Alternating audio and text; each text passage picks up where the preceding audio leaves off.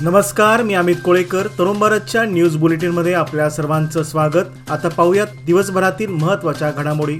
वडगाव बेळगाव पंचक्रोशीतील सुप्रसिद्ध श्री मंगाई देवी यात्रेत यंदापासून पशुबळीला बंदी घालण्यात येत असल्याचा आदेश जिल्हाधिकारी नितेश पाटील यांनी शुक्रवारी बजावला आहे. यात्रेच्या ठिकाणी मंदिर परिसरात पशुबळी देताना आढळून आल्यास संबंधितावर कठोर कारवाई करण्यात येईल असे आदेशात स्पष्ट करण्यात आले आहे. विश्व प्राणी कल्याण मंडळाचे अध्यक्ष व विश्व गोरक्षा महापीठाचे मुख्य संचालक श्री दयानंद स्वामीजी यांनी जिल्हाधिकारी नितेश पाटील व शहर पोलीस आयुक्त याडा मार्टिन यांची भेट घेऊन वडगाव मंगाई यात्रेत पशुबळीवर बंदी घालण्याची मागणी केली होती. याची दखल घेऊन जिल्हाधिकाऱ्यांनी पशुबळी बंदी आदेश बजावला आहे. आषाढी एकादशी निमित्त लाखो वारकरी देशाच्या विविध भागातून पांडुरंगाच्या दर्शनाला जात असतात.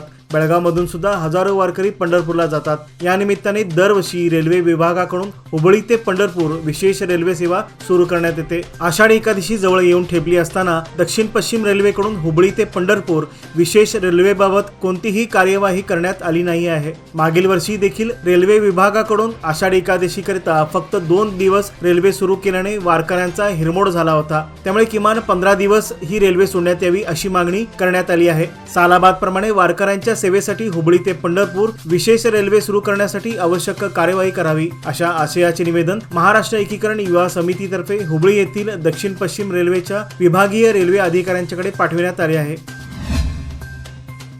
गेल्या अनेक वर्षापासून प्रलंबित असलेल्या बेळगावातील कणबर्गी गृह प्रकल्पासाठी राज्य सरकारने 137 कोटींचा निधी मंजूर केला आहे. मुख्यमंत्री सिद्धरामय्या यांच्या अध्यक्षतेखाली झालेल्या कॅबिनेट मंत्रिमंडळात बैठकीत हा निधी मंजूर झाला असून अनेक गरजूंच्या घरकुलांचे स्वप्न साकार होणार आहे. पालकमंत्री सतीश जारकिहोळी यांच्या प्रयत्नाने तसेच गृहमंत्र्यांसह उपमुख्यमंत्री डी.के. शिवकुमार, नगरविकास मंत्री सुरेश भैरती आणि आमदार राजू सेठ यांच्या सहकार्याने हा निधी मंजूर झाल्याची माहिती बेळगाव नगर विकास प्राधिकरण अर्थात बुडाचे अध्यक्ष लक्ष्मणराव चिंगळे यांनी दिली आहे. बेळगाव रेल्वे स्थानकातील प्लॅटफॉर्म क्रमांक 4 वर शेड नसल्याने पावसाळ्यात प्रवाशांची गैरसोय होत आहे. सध्या वाढलेल्या रेल्वे फेऱ्यामुळे प्लॅटफॉर्म क्रमांक 1 ते 3 नेहमीच व्यस्त असल्याने काही एक्सप्रेस प्लॅटफॉर्म क्रमांक 4 वर येत आहेत. परंतु या प्लॅटफॉर्मवर छत नसल्याने प्रवाशांना पावसामधून भिजत ये-जा करावी लागत आहे. त्यामुळे प्रवासी वर्गातून नाराजी व्यक्त होत आहे. हुंचनटी बेळगाव येथील पिराजी मेडिकल्स व महाराष्ट्र एकीकरण युवा समिती यांच्या संयुक्त विद्यमाने रविवार दिनांक 23 जून रोजी सकाळी 8:30 ते दुपारी 1 वाजेपर्यंत श्री कलमेश्वर मंदिर मच्छे येथे डेंग्यू व चिकनगुनिया प्रतिबंधक लसीकरण शिबिर आयोजित करण्यात आले आहे. तरी सर्व नागरिकांनी याचा लाभ घ्यावा असे आवाहन पिराजी मेडिकल्स व महाराष्ट्र एकीकरण युवा समितीच्या वतीने करण्यात आले आहे.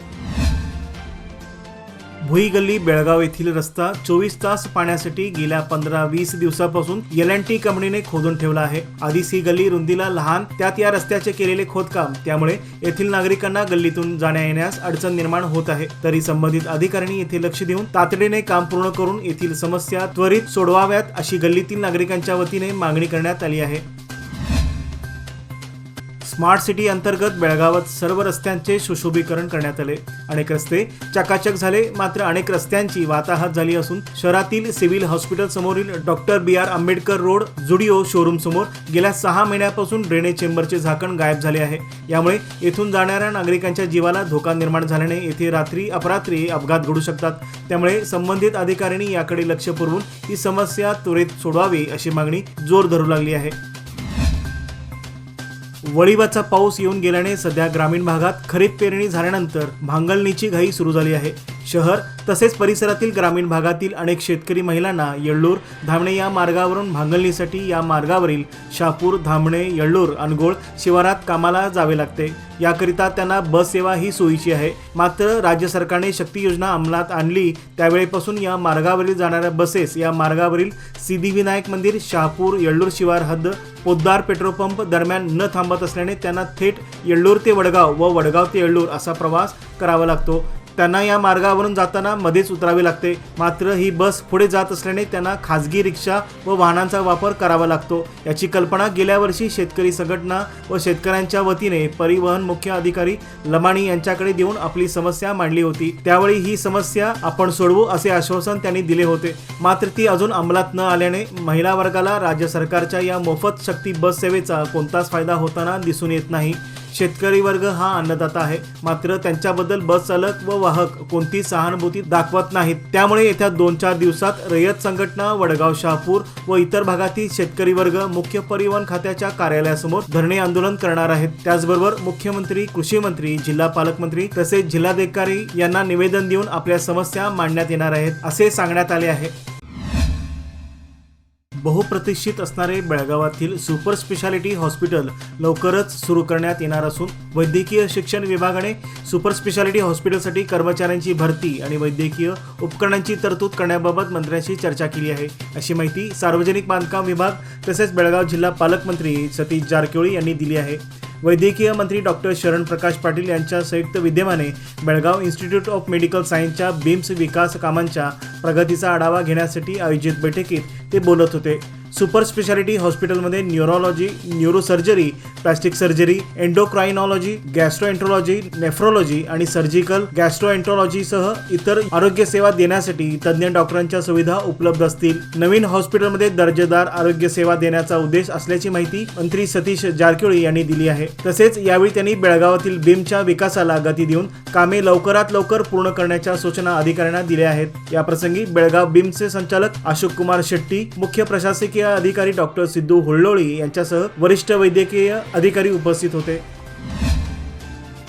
टिळकवाडी येथील TFE सोसायटी संचलित बालिका आदर्श विद्यालयामध्ये शैक्षणिक वर्ष 2024-25 ची शालेय निवडणूक पार पडली। याकरिता इयत्ता 10वी मधील विद्यार्थिनी उमेदवार म्हणून उभ्या होत्या। शालेय पंतप्रधान, सांस्कृतिक मंत्री, क्रीडा मंत्री, शिक्षण मंत्री, आरोग्य मंत्री आणि सहल मंत्री अशी विविध पदावर उमेदवारांची निवडणूक घेण्यात आली।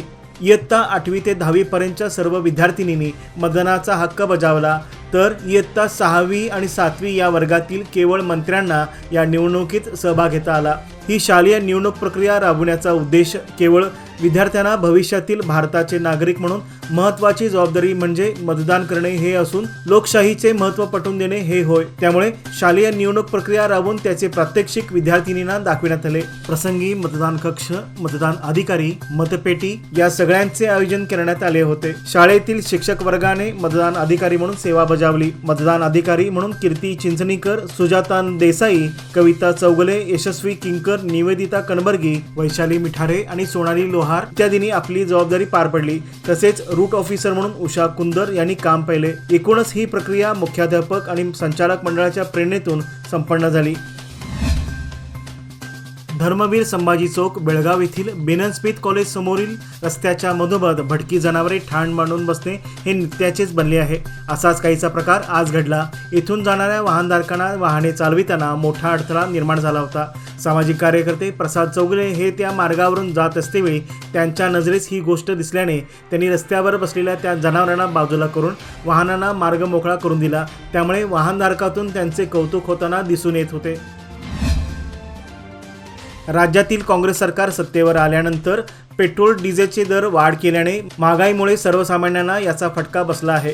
सरकारने डिझेल पेट्रोल दरवाढ मागे घ्यावी यासाठी माजी खासदार अण्णासाहेब जोल्ले, माजी आमदार महेश कुमठळ्ळी, माजी आमदार शहाजहान डोंगरगाव यांच्या नेतृत्वाखाली तहसीलदार कार्यालयावरती धडक मोर्चा काढून तहसीलदार वाणी यू यांना निवेदन देण्यात आले। कर्नाटकात काँग्रेस सरकार सत्तेवर आल्यापासून विकास कामे थांबली आहेत। गॅरंटी व शक्ती योजना यामुळे राज्य धुळीस लागले आहे। त्यामुळे सरकारने त्वरित ही दरवाढ मागे घ्यावी, अन्यथा तीव्र आंदोलन करू असा इशारा अथनी येथे देण्यात आला। निप्पाणी शहरातील आठवडे बाजारात निप्पाणी परिसरातील ग्रामीण भागातून शेतकरी मोठ्या संख्येने येत असतात। मात्र शेतकऱ्यांना बसण्यासाठी जागा देण्याच्या मोबदल्यात नगरपालिकेच्या काही कर्मचाऱ्यांकडून शेतकऱ्यांकडील फुकट भाजीपाला घेतला जात आहे। यावर योग्य ती कारवाई करावी अशी मागणी नगरसेविका अनिता पठाडे यांनी पालिका आयुक्ताकडे केली आहे। सौर मित्रच्या वेबसाईटवर सौर शेती पंपासाठी अनुदानित रकमेवर शेतकऱ्यांना सौर पंपसेट वितरित केले जात आहेत। सौर मित्र यांच्या संकेतस्थळावर निप्पाणी विभागातील सदलगा येथे 14 गावांचा समावेश करण्यात आला आहे। या गावांचे फॉर्म न भरल्याने सर्वे नंबर मधील हिस्सा नंबर ओपन होत नसल्याची समस्या निर्माण झाली आहे। त्यामुळे शासकीय योजनेचा लाभ मिळत नाही। तरी जिल्हाधिकाऱ्यांनी त्यामध्ये लक्ष घालून शेतकऱ्यांना न्याय द्यावा अशी मागणी रयत संघटनेचे राज्य कार्याध्यक्ष राजू पवार यांनी केली आहे। निपाणी येथे व्यापाराच्या निमित्ताने रस्त्यावर झालेले अतिक्रमण व त्यातून होणारी वाहतूक कोंडी लक्षात घेऊन नगरपालिकेतर्फे चाटी मार्केट परिसरात भाजी मार्केटची उभारणी करण्यात आली। त्यामुळे सदर भागातील वाहतूक कोंडीचा प्रश्न सुटेल असे वाटले होते, पण सदर भाजी मार्केट हे येथील विक्रेत्यांचे गोडाऊन बनले असून नेहमीप्रमाणे भाजी विक्री मात्र रस्त्यावर सुरू असल्याचे चित्र दिसत आहे। त्याचबरोबर भाजी मार्केट परिसरात पडणाऱ्या कचऱ्याची वेळेत उचल होत नसल्याने त्याचा परिणाम म्हणून परिसरात दुर्गंधी पसरल्याचे चित्र वारंवार दिसून येत आहे। भाजी विक्रेत्यांचा मनमानी कारभार आणि पालिका प्रशासनाने केलेले दुर्लक्ष यामुळे सदर समस्या निर्माण झाली आहे।